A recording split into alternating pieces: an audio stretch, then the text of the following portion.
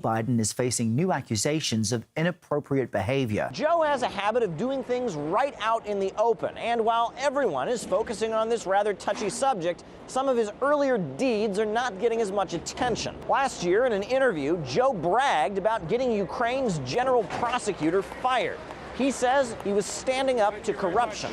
I had gotten a commitment from Poroshenko. They would take action against the state prosecutor, and they didn't. I said, I'm telling you, you're not getting $1 billion. I said, you're not getting $1 billion. I'm going to be leaving here. And I think it was, 6 hours? I looked, I said, I'm leaving in 6 hours. If the prosecutor's not fired, you're not getting the money. Oh, son of a bitch. Got fired. And they put in place someone who was solid at the time. Well, it just so happens that the general prosecutor was investigating an energy firm in which Joe Biden's son, Hunter Biden, was heavily invested.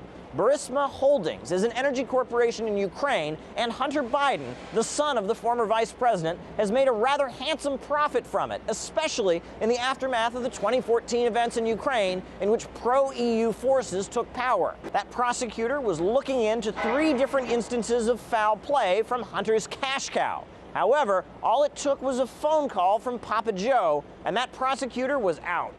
We had plans that included interrogations and other crime investigation procedures into all members of the executive board, including Hunter Biden.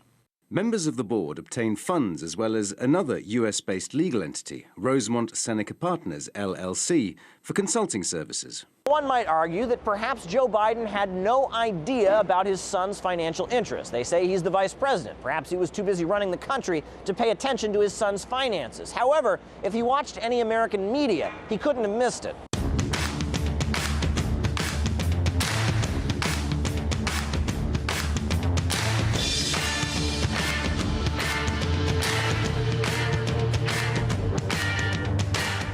Back during the Ukraine events of 2014, the White House dismissed any notion that Hunter Biden's financial dealings had any impact on their decisions.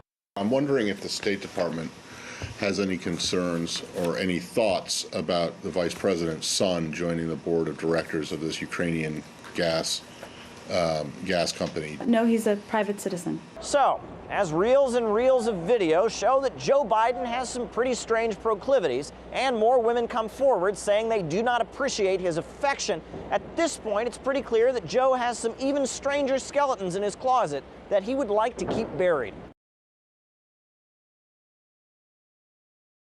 Now to our ABC News investigation this morning into Joe Biden's son Hunter and questions about money he made from foreign business dealings while his father was vice president. Our chief national affairs correspondent Tom Yamas traveled to Ukraine to try to get some answers. And Tom, what did you find? Dave, good morning to you. This is actually an issue Joe Biden has been dealing with since 2014, but it's come up again because he's now running for president. Republicans, including President Trump, are trying to hammer Biden over this. At issue was Hunter Biden profiting off his dad's work as vice president, and did Joe Biden allow it? We're talking about millions of dollars in at least 2 countries. Mr. Vice President, Tom Yamas with ABC News. How you doing? Got a quick question for you. It's a question we tried to ask repeatedly. Can we ask you about Ukraine and China? But kept getting blocked. Questions about foreign deals his son Hunter Biden pursued. My father, Joe Biden. In countries where Joe Biden was working as America's top diplomat. In 2014, Ukrainians, sick of corruption, revolted. Vice President Joe Biden went to Kiev to help the new government. You have to fight the cancer of corruption. But then, something strange happened. Just 3 weeks later, a Ukrainian natural gas company, Burisma, accused of corruption, appoints Hunter Biden, seen here in their promotional videos, to their board of directors, paying his firm more than $1 million a year. Hunter, a lawyer who had just been discharged from the Navy Reserves for testing positive for cocaine. Mr. Hunter Biden.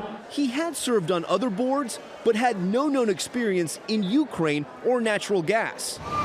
We went to Kiev and found even among Joe Biden's supporters in Ukraine, Hunter's hiring was troubling. How do you judge what Hunter Biden was doing? I think that Hunter Biden did a very bad thing, and he was very wrong. He allowed his name to be abused. And Ukraine wasn't the only country where Hunter Biden's business and his father's diplomacy as vice president intersected.